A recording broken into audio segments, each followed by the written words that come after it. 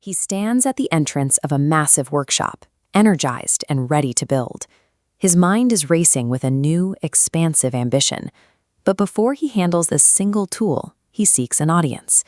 He walks into the village square and announces his plans to anyone who will listen, eagerly collecting the smiles and the warm encouragement of his neighbors. He is suddenly flooded with pride. By broadcasting the idea, he receives the applause of a successful project before he has actually started, absorbing a sense of accomplishment he hasn't yet earned. When the next morning arrives, the excitement has vanished. He faces the actual labor of the workshop and finds that his drive has evaporated. The work feels heavy and uninviting. This pattern repeats for years. He announces grand plans for shops, pottery, and houses, taking the early praise and abandoning the effort days later. Each unfinished project adds to a growing sense of internalized shame. It reveals a strange paradox. Sharing our most enthusiastic ambitions seems to systematically destroy our ability to actually achieve them.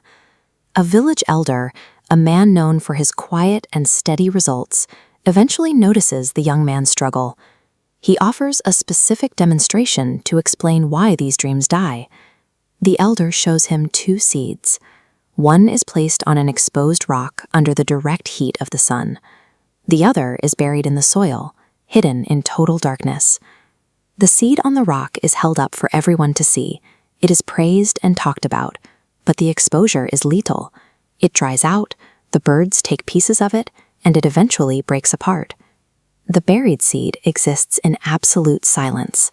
Because it is hidden from the world, it is forced to focus its energy inward, driving deep geometric roots into the earth to build a foundation. After weeks of quiet growth, the hidden seed finally shatters the surface. It has developed the structural integrity to stand strong because it grew where no one could see it. Ambitions are fragile. Like these seeds, they need isolation to build the strength required to survive the friction of the real world. This biological requirement for silence matches the way our brains process external validation. Our neurochemistry has a critical flaw. It struggles to distinguish between the social reward of talking about a goal and the physical reward of actually completing it. When you receive praise for a plan, your brain triggers a dopamine spike. This chemical signal tells the mind the objective is already met, which kills the internal fire needed to push through the unglamorous, difficult phases of work. The dreamer fails because they have optimized for the social reward.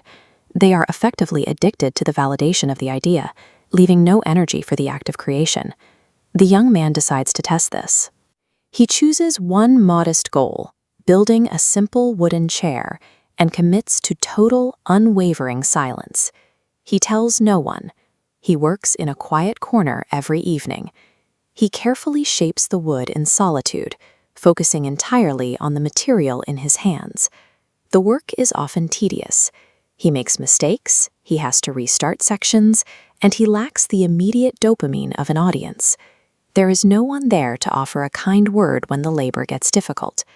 This lack of an audience forces him to find a new source of momentum.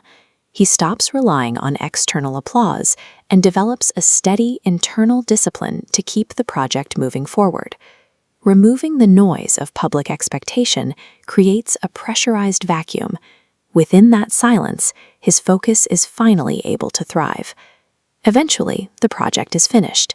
The chair sits in the sunlight, a sturdy, tangible weight that proves the work is done. He feels a sense of authentic pride, a feeling that comes only from genuine effort. The old rush of premature praise now seems completely hollow compared to this physical reality. When his neighbors finally see the chair, their respect is immediate. He realizes that a completed action carries a weight that a loud announcement never could. Protect your new ambitions, guard them from the light, and starve the urge to seek early validation from those around you. True creators plant their work in the dark soil of quiet effort.